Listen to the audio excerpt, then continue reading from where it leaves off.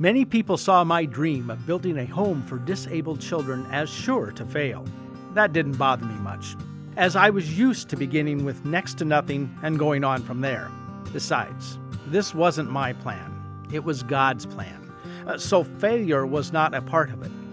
It's my belief that God gives us a challenge that is just right for the skills that we have, and that is all we need.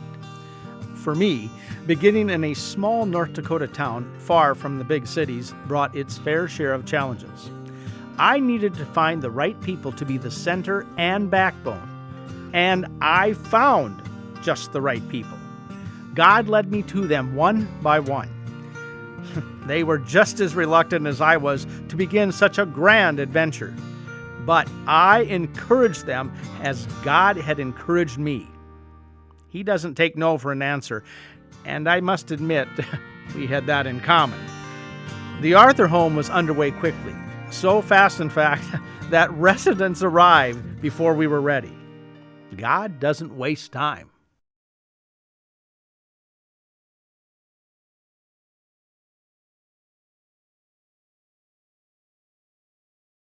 My story about how I got here? Well, it started with a lie. A lie I'm not particularly proud of, but it was a lie, and that's the simple truth of it. I heard about this place up in Arthur that was taking care of people, young'uns mostly, that had some troubles, like they was crippled or they was mixed up in their heads somehow.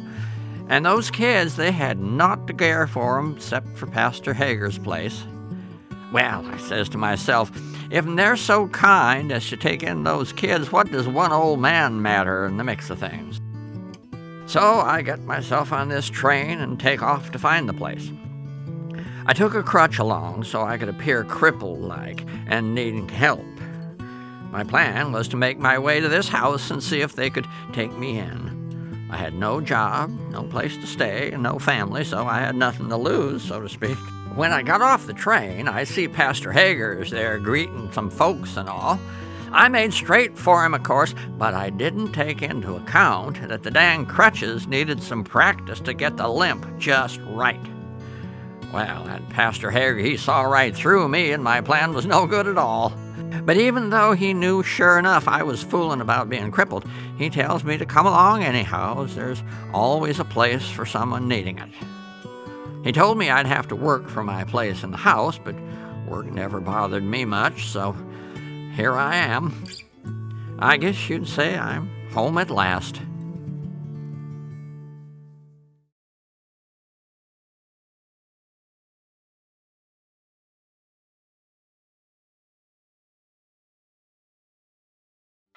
Minnie, get the good tablecloth and our best china.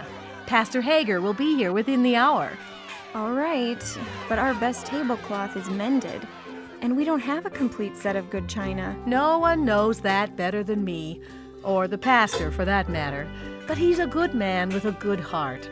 What's important to him is that we have clean things and have taken care to organize what we do have.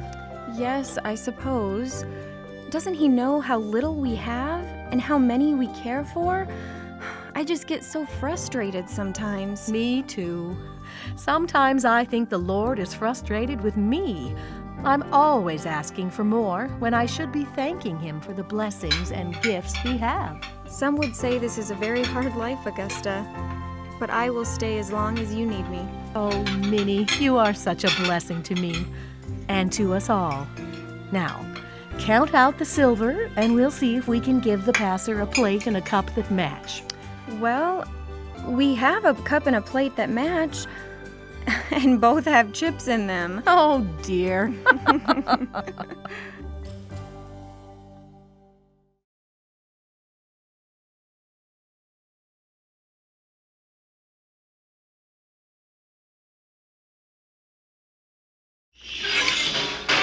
We need about 4 more pails of water from that ditch for the bath water.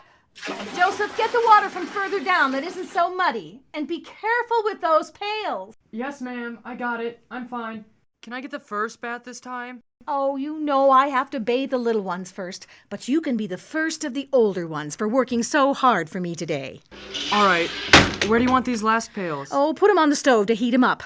Just pour them into that big kettle there. Oh, Joseph? Are you all right? Oh, someone help me! Joseph is falling! Oh, no! Help! Get the mops! Get anything! There's water! There's a flood everywhere! There's water all over the floor. I'm fine. I'm fine. Just lay quiet, dear. I'll be right back. Oh, get those rags from the basement, quickly! Children, stay out of that water! Henry, just stay sat. I know your shoes are wet. There's water going right out the front door. Dear. There's water under the furniture here. Oh, my. It's all my fault. It's all my fault. It's all my fault.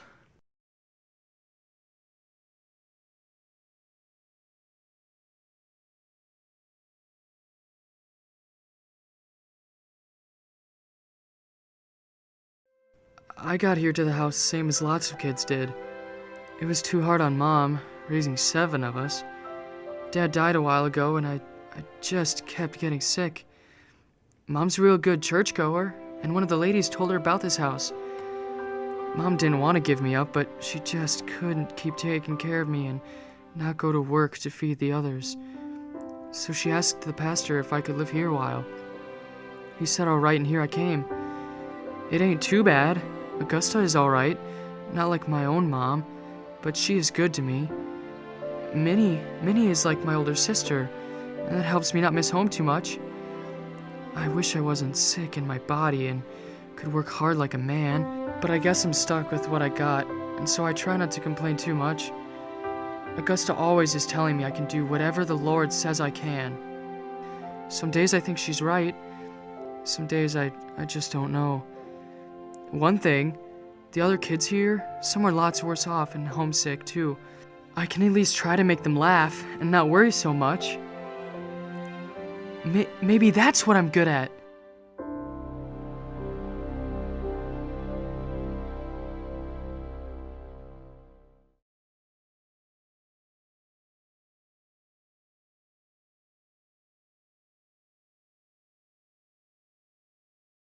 Hey there, leave my things be. I was told to pick up everything. What for? So as we could mop.